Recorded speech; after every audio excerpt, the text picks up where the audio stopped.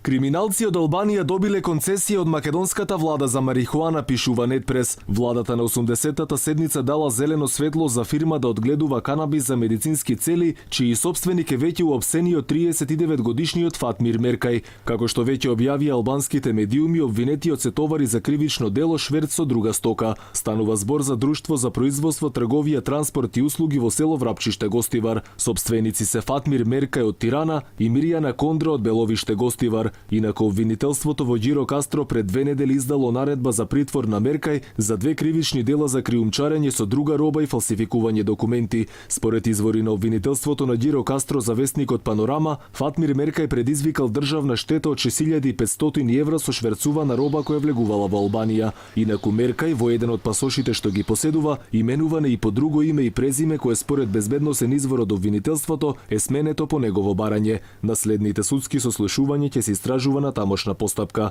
Инаку во ноември 2004 година токму Меркај шверцувал еден камион со алкохолни пијалаци на граничниот премин Какавија. Во тој период не бил регистриран правен процес за придружување на стоката, заклучувајќи дека истата била внесена во Албанија без да се плаќаат царински давачки.